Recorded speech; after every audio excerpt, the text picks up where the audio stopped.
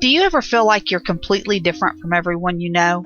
Your family, the other students in your school? Can you imagine your differences putting your life in danger? Hobbo has always been different from his family.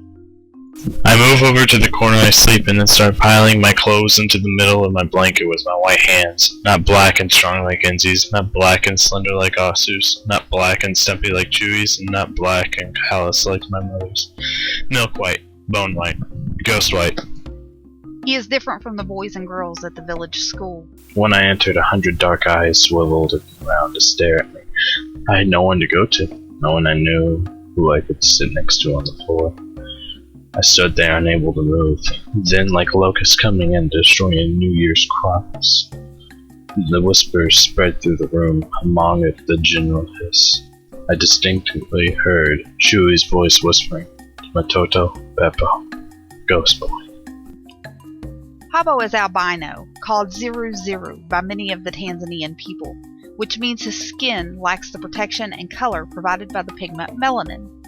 He must stay indoors as much as possible and keep his skin covered when he does go out, for it burns far too easily in the Tanzanian sun. He also has poor eyesight due to albinism, and these two factors prevent him from helping to provide for his family as his brothers do. After returning from herding the family's goats one evening, Hobbo overhears some men from the village talking to his mother and sister. No, you cannot have 3 more months to pay your taxes. No, you cannot have more seed if you do not pay. No, you cannot stay here anymore. With these pronouncements, Hobbo's family is forced to leave the safe village he has always known, and his life changes forever. With the first step, I feel a terrible shift in my chest. This leaving is not the leaving for River School. This leaving is the kind of leaving you do at a gravesite. It's a leaving that is also giving up. Our home is no longer our home. Our farm is no longer our farm. As uncomfortable as his life in the village sometimes was, Hobbo learns that cruelty in the world beyond his village cuts deep when he and his family cross paths with an elephant poacher in the Serengeti. I can't get past the image in my head of the gigantic elephant rotting out in the scrubland.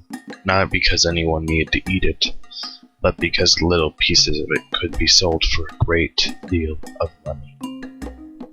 Just when they arrive at the home of his aunt, where he believes they will be cared for and safe, he learns that the hair, the legs, the hands, and the skin of an albino boy are used in making luck medicine, and worth a lot of money to those willing to kill for it. He has a knife, a hunting knife.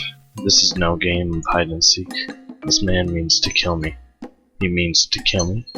Cut me up into pieces, take the pieces that interest him, and leave the rest of me lying on the floor to bloat in the heat, just like the elephant carcass in the bush. Hobbo finds that his very presence jeopardizes the lives of his family in this cruel new world, and flees with the murderous Alisiri on his heels in order to protect his family and save himself. I understand now how small my world used to be, and yet I miss it.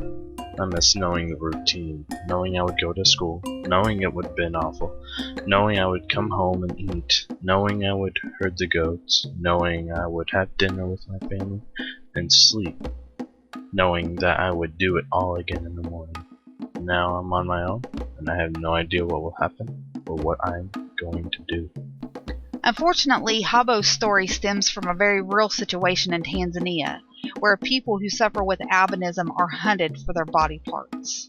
Can a boy on his own in a savage world outrun the murderous intentions of a seasoned hunter?